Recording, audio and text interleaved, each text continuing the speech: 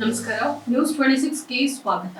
ಲೋಕಸಭಾ ಚುನಾವಣೆಯಲ್ಲಿ ಸ್ಪರ್ಧಿಸಲು ಭಾರತೀಯ ಜನತಾ ಪಕ್ಷದ ಪ್ರಬಲ ಟಿಕೆಟ್ ಆಕಾಂಕ್ಷಿಯಾದ ಡಾಕ್ಟರ್ ಪ್ರಕಾಶ್ ಜೆ ಪರಪ್ಪ ಅವರು ಎಂಪಿ ಚಾಯ್ ಎನ್ನುವ ಮೂಲಕ ವಿನೂತನ ಅಭಿಯಾನದ ಪ್ರಾರಂಭಕ್ಕೆ ಪೂರ್ವಭಾವಿ ಸಭೆಯನ್ನ ಕರೆದಿದ್ರು. ಲೋಕಸಭಾ ಚುನಾವಣೆ ಕಾವು ರಂಗೇರ್ತಾ ಇದೆ. ಬಾಗಲಕೋಟೆ ಲೋಕಸಭಾ ಪ್ರಬಲ ಟಿಕೆಟ್ ಆಕಾಂಕ್ಷಿ ಐಎಎಸ್ ಆಗಿ ಆರ್ಥಿಕ ಇಲಾಖೆಯಲ್ಲಿ ಸೇವೆ ಸಲ್ಲಿಸಿರುವ ಡಾಕ್ಟರ್ ಪ್ರಕಾಶ್ ಜೆ ಪರಪ್ಪ ಅವರು ಬಾಗಲಕೋಟೆ ಜಿಲ್ಲೆಯಲ್ಲಿ ಪ್ರತಿ ಹಳ್ಳಿಗಳಿಗೆ ಭೇಟಿ ನೀಡಿ ಎಂಪಿ ಚಾಯ್ ಹೆಸರಿನಲ್ಲಿ ವಿನೂತನ ಅಭಿಯಾನವನ್ನ ಹಮ್ಮಿಕೊಂಡಿದ್ದಾರೆ. ಈ ಕುರಿತು ಬಾಗಲಕೋಟೆಯಲ್ಲಿ ಪತ್ರಿಕಾಗೋಷ್ಠಿಯಲ್ಲಿ ಮಾತನಾಡಿ, ಎಂ ಎಂದರೆ ಮೋದಿ, ಪಿ ಅಂದರೆ ಪ್ರಕಾಶ್, ಮೋದಿ ಪ್ರಕಾಶ್ ಚಾಯ್ ಎಂದು ಅರ್ಥ ಅಂತ ಅವರು ತಿಳಿಸಿದ್ದಾರೆ. ಎಂಪಿ ಚಾಯ್ ಅಭಿಯಾನದ ಮೂಲಕ ಅವರು ಬಾಗಲಕೋಟೆ ಲೋಕಸಭಾ ಮತಕ್ಷೇತ್ರದ ಹಳ್ಳಿಗಳಿಗೆ ಪ್ರವಾಸ ಮಾಡಿ ಅಲ್ಲಿಯ ಜನರನ್ನ ಭೇಟಿ ಮಾಡಿ ಅವರೊಂದಿಗೆ ಚಹಾ ಕುಡಿಯುತ್ತಾ ಅವರ ಸಮಸ್ಯೆಗಳ ಬಗ್ಗೆ ಚರ್ಚಿಸಿ ಅವುಗಳನ್ನು ಪರಿಹರಿಸಲು ಮಾರ್ಗೋಪಾಯಗಳನ್ನು ಕಂಡುಹಿಡಿಯಲು ಪ್ರಾಮಾಣಿಕ ಪ್ರಯತ್ನ ಮಾಡ್ತೇನೆ ಅಂತ ತಿಳಿಸಿದ್ರು.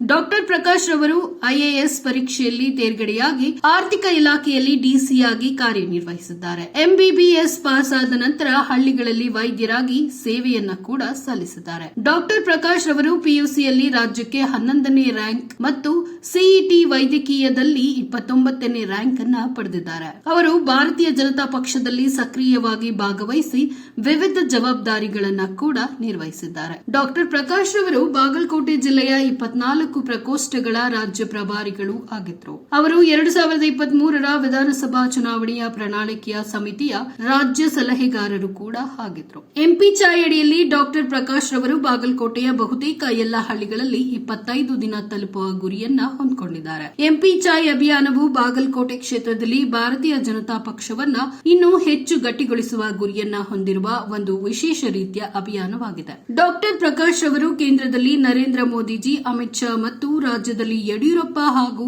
ವಿಜಯೇಂದ್ರ ಅವರ ಕಾರ್ಯವೈಖರಿ ಮತ್ತು ನಾಯಕತ್ವದಿಂದ ಸ್ಫೂರ್ತಿಗೊಂಡು ಬಾಗಲಕೋಟೆಯ ಬಿಜೆಪಿ ಬೆಂಬಲಿಗರ ಉತ್ಸಾಹವನ್ನ ಹೆಚ್ಚಿಸಲು ಪ್ರಯತ್ನಿಸುತ್ತಿದ್ದಾರೆ. ಈ ಅಭಿಯಾನವು ಜನರ ಸಮಸ್ಯೆಗಳನ್ನು ನೀಗಿಸುವ ಗುರಿ ಹೊಂದಿರುವುದರಿಂದ ಡಾಕ್ಟರ್ ಪ್ರಕಾಶ್ ಅವರು ಕಾರ್ಯಕರ್ತರು ಹಾಗೂ ಸಾರ್ವಜನಿಕರ ಸಕ್ರಿಯ ಬೆಂಬಲಕ್ಕಾಗಿ ಪತ್ರಿಕಾಗೋಷ್ಠಿಯನ್ನ ಕರೆದಿದ್ರು. ವರದಿ ರಾಜೇಶ್ ಎಸ್ ದೇಸಾಯಿ, ನ್ಯೂಸ್ 26 ಕನ್ನಡ, ಬಾಗಲಕೋಟೆ.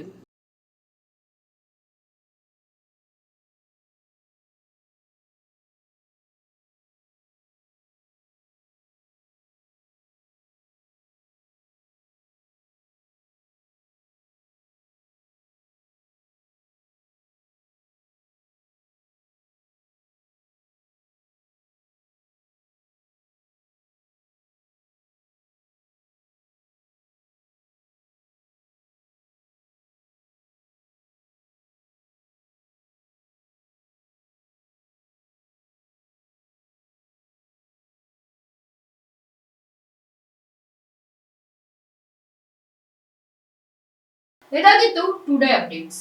ಇನ್ನಷ್ಟು ಸುದ್ದಿಗಾಗಿ ನೋಡ್ತಾ ಇರಿ ನ್ಯೂಸ್ 26 ಕನ್ನಡ. ನಾವು ನಿಮ್ಮೊಂದಿಗೆ.